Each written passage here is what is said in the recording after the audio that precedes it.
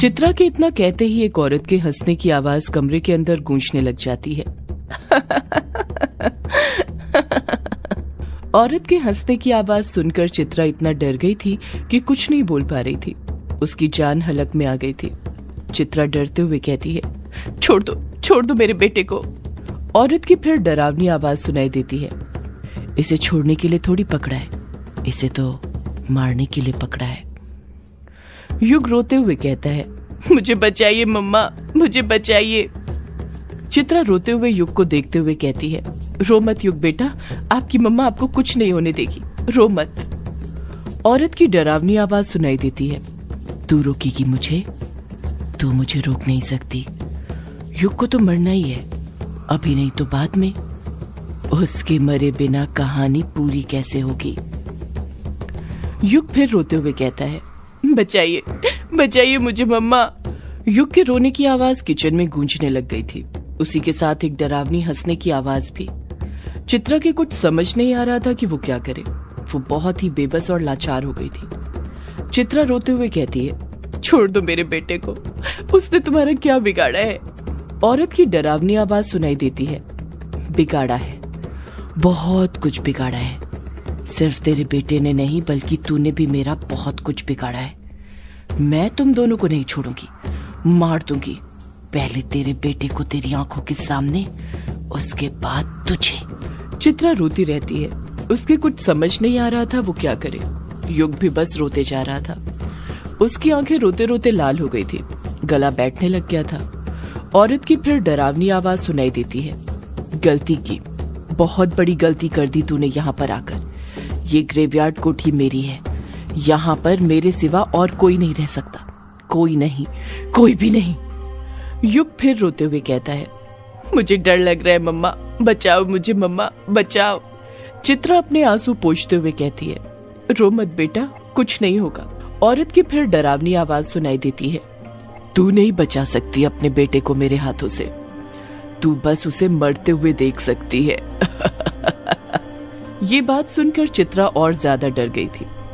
औरत की फिर डरावनी आवाज सुनाई देती है, कौन सी लोरी सुना रही थी तू अपने बेटे को?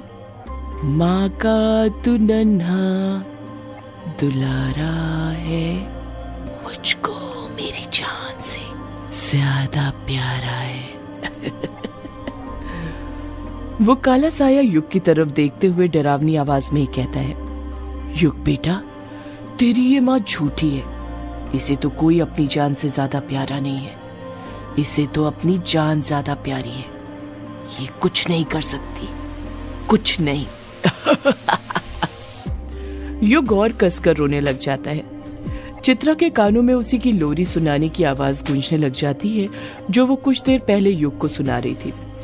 माँ का तू नन्हा दुलारा है, मुझको मेरी जान से प्यारा है। माँ का तू नन्हा दुलारा है, मुझको मेरी जान से प्यारा है। उस काले साए को देखते हुए चित्रा गुस्से से खुद से बड़बड़ाते हुए कहती है, मुझे मेरा बेटा मेरी जान से ज्यादा प्यारा है, मुझे मेरा बेटा मेरी जान से ज्यादा प्यारा है, मुझे मेरा बेटा सबसे प्यारा है। एक पल के लिए चित्रा के अंदर का गुस्सा देखकर उस साए की पीली आंखें डर जाती हैं, उन आंखों में भी डर दिखने लग जाता है। चित्रा गुस्से के साथ ही उस काले साए को घूरते हुए कहती है, मैं कहती हूँ दूर हो जा मेरे बेटे से। वो धुएं से बना काला साया कुछ जवाब नहीं देता है, चित्रा को देखकर हंसते रहता है। चित्रा को ना जाने क्या हो जाता है, अपने बेटे की जान को खतरे में देखकर कि उसके अंदर का सारा डर खत्म हो जाता है और वो उस काले साए की तरफ भागते हुए चीखती है, मैंने कहा दूर हट मेरे बेटे से। चित्रा गुस्से के साथ भागते हुए उस काले साए के पास जाने लग जाती है। वो उस काले साए के पास पहुंचकर युग को उसके चंगुल से छुड़ाने ही वाली थी कि जैसे ही चित्रा उस काले साए के पास पहुंचती है उसके आर पार हो जाती है और सीधे जाकर दीवार से टकरा जाती है। चित्रा धड़ाम से फर्श पर ही गिर जाती है। दीवार से टकराने के कारण चित्रा के माथे पर से खून निकलने लग गया था, उसके सिर पर खरोंच लग गई थी। चित्रा दर्द से कराहते हुए कहती है, आह मेरा सिर, मेरा सिर। जैसे तैसे अपने आप को हिम्मत देकर चित्रा खड़े होने लग जाती है। जब वो खड़ी होती है और पीछे मुड़ती है तो देखती है कि उसके पीछे ना ही वो काला साया था ना युग था। वो दोनों वहां से गायब हो जाते हैं। चित्रा घबराते हुए खुद से बड़बड़ाती है, मेरा बेटा युग कहाँ गया? वो अभी यहीं तो था। कहीं वो मेरे बेटे को लेकर तो नहीं चली गई? ये बात सोचकर ही चित्रा घबरा जाती है। उसका दिल जोरों से धड़कने लग जाता है। चित्रा तुरंत किचन से बाहर निकलती है और युग को ग्रेवयार्ड कोठी में ढूंढने लग जाती है। चित्रा के माथे पर से खून निकल रहा था। वो दर्द से करा रही थी, पर तब भी वो अपने बेटे को ढूंढने में लगी हुई थी। उसे अपनी जान से ज्यादा प्यार ये अपने बेटे की जान थी। चित्रा युग को पुकारते हुए कहती है, युग बेटा। यक्षिनी के एपिसोड सबसे पहले सुनने के लिए नदीम गेमिंग 0.0 को सब्सक्राइब करो। चित्रा युग को ग्रेवयार्ड कोठी के हर कमरे में ढूंढने लग गई थी। वो युग को पुकारते हुए उसे ढूंढने में लगी ही हुई थी कि तभी वो युग को ढूंढते हुए वापस से उसी कमरे में पहुंच जाती है जहां पर वो युग को सबसे पहले सुला कर आई थी। जब चित्रा उस कमरे में पहुंचती है तो उसके पैर वहीं पर थम जाते हैं। उसका दिल जो जोरों से धड़कने लग गया था वापस से नॉर्मल हो गया था। चित्रा के सामने ही युग था। युग बड़े आराम से बिस्तर पर गहरी नींद में सो रहा था, उसी हालत में जिस हालत में चित्रा उसे सबसे पहले छोड़कर गई थी। चित्रा तुरंत युग के पास जाती है और उसे आहिस्ते से छूते हुए खुद से कहती है, युग बेटा। जब चित्रा युग को छूकर देखती है तब उसे भरोसा होता है कि युग वहीं पर है और वो भी सही सलामत। उसे कुछ नहीं हुआ है। युग को सही सलामत देखकर चित्रा की जान में जान आ जाती है। चित्रा युग का माथा चूमते हुए कहती है, मैं अपने बेटे को कभी कुछ नहीं होने दूंगी, कुछ नहीं। मेरा बेटा मुझे मेरी जान से भी ज्यादा प्यारा है, सबसे प्यारा। युग गहरी नींद में सोते रहता है, नींद में से नहीं उठता है। चित्रा युग को चूम ही रही थी कि तभी वो देखती है कि युग के गाल पर खून लगा हुआ था। चित्रा घबराते हुए खुद से कहती है, ये खून कैसा? इतना कहकर चित्रा तुरंत अपने हाथ से युग के गाल पर का खून पोंछती है और देखती है कि वो खून युग का नहीं था, वो बस उसके गाल पर लगा हुआ था।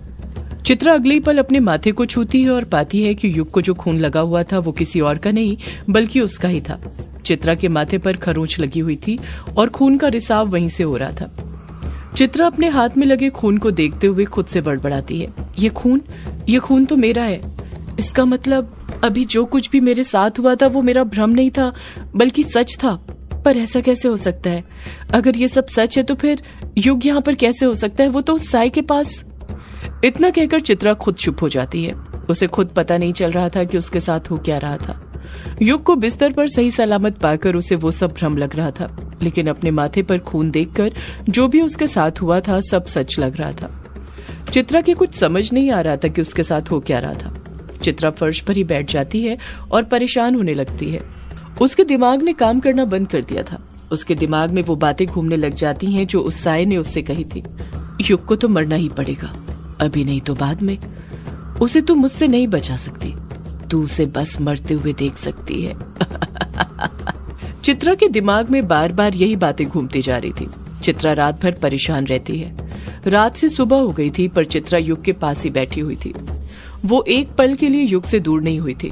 उसने युग को अपनी नजरों के सामने ही रखा हुआ था। चित्रा पसीने से पूरी तरह लथपथ थी और बहुत डरी हुई लग रही थी। वो बार बार इस बारे में सोच रही थी कि आखिर उसके साथ ये सब क्या चल रहा था और उसके साथ ही ये सब क्यों हो रहा था। चित्रा इतना तो समझ ही गई थी कि जो भी उसके साथ हो रहा था वो न कोई इत्तेफाक था न उसके दिमाग की उपज, बल्कि सचमुच उसके साथ वो सब हो रहा था। उसके पैर का निशान और माथे की चोट यूं ही उसे नहीं लगी थी। चित्रा अपने दिमाग पर जोर देकर इस बारे में सोच ही रही थी कि तभी उसे अनुराग की कहानी की वो तीसरी स्क्रिप्ट याद आने लग जाती है जो उसने टाइपराइटर में से निकाल कर पढ़ी थी।